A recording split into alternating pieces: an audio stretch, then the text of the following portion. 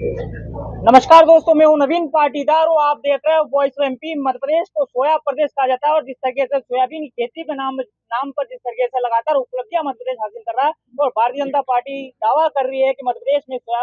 मध्य प्रदेश जो है मध्य प्रदेश को कहा जा रहा है। और जिस तरीके से लगातार जो खेत से जो तस्वीरें निकल के आ रही है, किस तरीके से किसान फसल उखड़ा रहे हैं, तो ऐसे में बात करें तो कांग्रेस भी लगातार इस मुद्दे को भुनाती हुई दिख रही है। इस वक्त हमारे साथ मौजूद है पूर्व सांसद मीनाक्षी जी, उनसे बात करें क्या मानते हैं, किस तरीके से भारतीय जनता पार्टी जो सोया प्रदेश का दावा कर रही है उसको किस तरह सोचते हैं, आप किस तरह सोचते हैं मध्य प्रदेश को सोया प्रदेश कहा जा रहा है?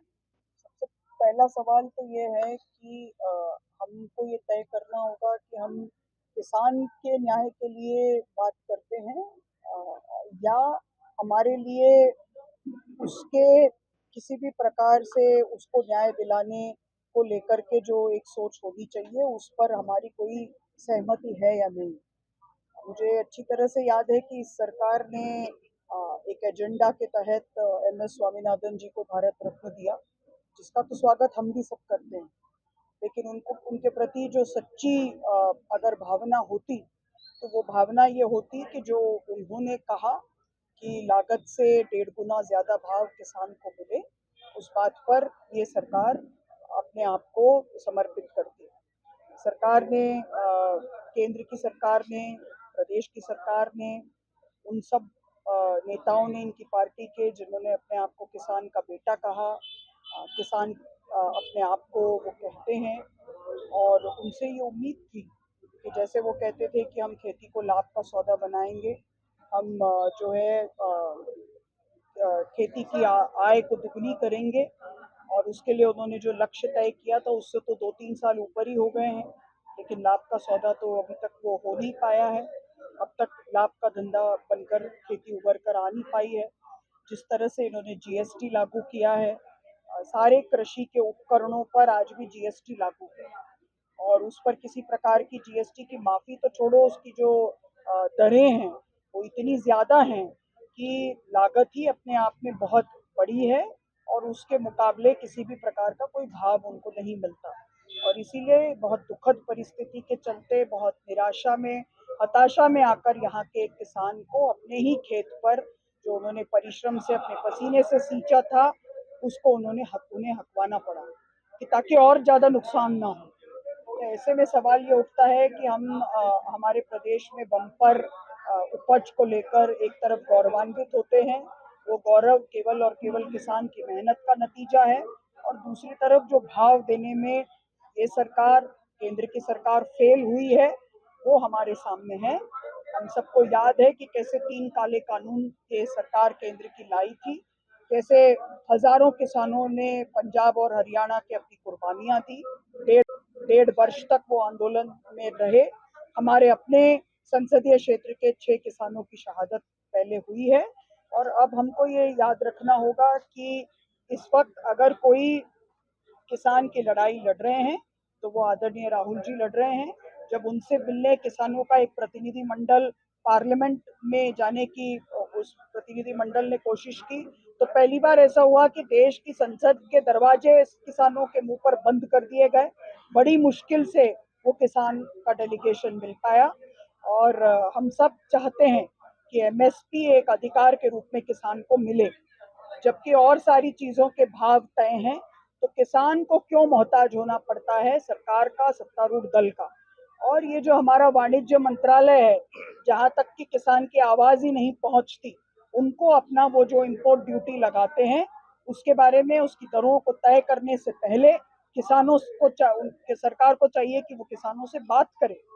और इसके साथ साथ जो मुझे जानकारी मिली कि किस तरह से लहसुन की ज़्यादा से ज़्यादा इंपोर्ट हो रही है चाइना से, और हमारे लहसुन उत्पादक किसान आज त्राही त्राही कर रहे हैं। मुझे ये भी जानकारी मिली है कि अलग अलग मंडियों में जो शेड बने हैं उसका उपयोग किसान करने से वंचित हैं। हम ये नहीं कहेंगे कि व्यापारी उसका उपयोग न करें, लेकिन एक मंडी का अभिन्न हिस्सा जो है वो किसान भी हैं, व्यापारी भी हैं और सभी लोग हैं। ऐसे में किसान को अगर न्याय नहीं मिलता तो उसकी लड़ाई लड़ना हम सबका कर्तव्य है और उसी लड़ाई में उनके आंसू पोंछने के लिए, उनके प्रति अपने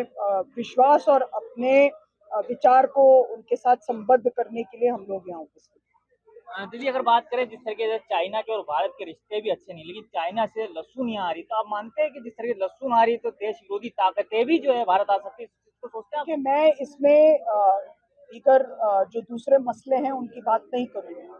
पर यदि हम एक तरफ देखते हैं कि वो लगातार अरुणाचल प्रदेश की सीमाओं के भीतर आते जा रहे हैं, इस मुद्दे को बार बार नेता प्रतिपक्ष ने सदन में उठाया है, जब वो नेता प्रतिपक्ष नहीं थे तब भी उठाया, पार्टी के नेता होने के नाते चिताया बार बार सरकार को, सरकार से कहा गया कि वो इस पर अपनी पोजीशन साफ करें, लेकिन उससे भी बढ़कर हम जय जवान और जय किसान दोनों की बात करते हैं, दोनों के नारे लगाते हैं। आज हमारा किसान, हमारे देश का, हमारे प्रदेश का और इस क्षेत्र का किसान जो लहसुन उत्पादक भी है, वो एक तरफ परेशान है, उसको रेट नहीं मिलता, और दूसरी तरफ हम इंपोर्ट करते हैं। तो ये हम आखिर किसका भला चाहते हैं और किसके लिए ये जो सबका साथ सबका विकास है, उसमें सब में कौन शामिल है? उसमें क्या केवल जो ट्रिपल ए है वो लोग शामिल हैं? उसमें क्या केवल जिन उद्योगपतियों के सरनेम के आगे मोदी लिखा है, जिनको कभी वापस वो टैक्स की चोरी करके फरार हो जाते हैं, उन्हें वापस लाने का कोई प्रयास नहीं होता, वो शामिल हैं? सब में कौन शामिल है, ये इस सरकार को स्पष्ट करना चाहिए। आखिरी सवाल, अफीम पॉलिसी को लेकर बीजेपी के सांसद जो है सुधीर गुप्ता बड़ा दावा करते हैं बार बार कि इस बार जो है 45,000 नए पट्टे दिए जाएंगे। दूसरी तरफ किसान सीपीएस पद्धति को लेकर आक्रोश है, वो चाहता है कि लूनी चीनी पद्धति दी जाए। तीसरा सवाल जिस तरीके से वो कहते हैं कि जब आप सांसद थे तो आपके राज्य में उस वक्त 30,000 पट्टे थे, और अब जब हम सांसद बने तो 1 लाख से ज्यादा पट्टे हैं, तो किस तरह आप सोचते हैं? मैं तो अफीम उत्पादक किसान के जो मुख्य समस्याएं हैं उसका हल होना चाहिए, और साथ साथ में हमारे देश के नौजवान किसी भी प्रकार के मादक द्रव्यों के उपयोग